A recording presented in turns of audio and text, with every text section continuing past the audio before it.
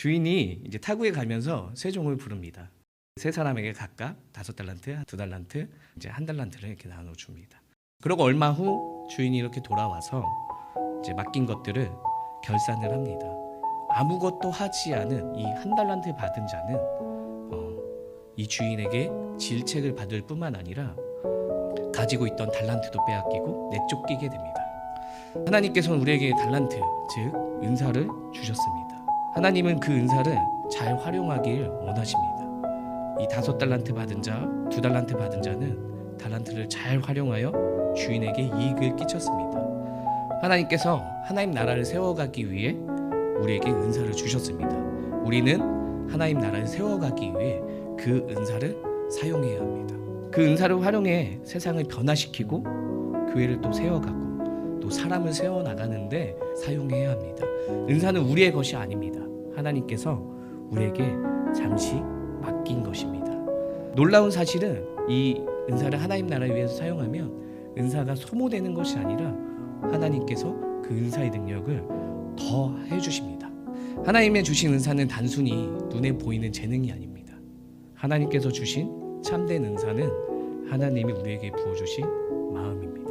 비록 우리가 부족하지만 하나님의 마음을 따라 우리가 행하고 살아가는 것이 결국 우리에게 능력이 되는 것입니다. 그것이 우리의 은사가 되는 것입니다. 우리는 모두 하나님이 주신 은사가 있습니다. 하나님의 예배 자리를 지키는 것, 또 누군가를 위해서 기도하는 것, 또 누군가를 섬기는 것, 교회를 사랑하는 것, 또 음식을 잘하는 것들, 성품이 좋은 것, 그 모든 것이 다 하나님께서 주신 은사입니다. 하나도 귀하지 않은 것이 없습니다. 하나님이 주신 은사는 결코 크고 작음이 없다라는 것입니다. 내 눈에는 작게만 보여도 하나님이 주신 아주 큰 선물이라는 것입니다. 하나님 나라는 어떠한 한 사람에 의해서 세워지지 않습니다. 하나님의 교회는 한 사람의 노력에 의해서만 세워지지 않습니다. 한 사람 한 사람이 가지고 있는 그 은사를 교회를 위해서, 하나님의 나라를 위해서 사용할 때 하나님의 나라와 교회는 온전하게 세워질 수 있습니다.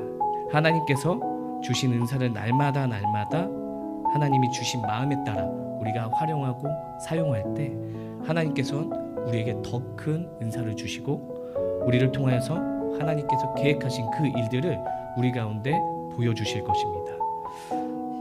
그리고 우리가 예수님을 그 다시 만날 때에 우리에게 말씀하실 것입니다. 잘했다, 수고했다, 착하고 충성된 내 아들아, 내 딸아.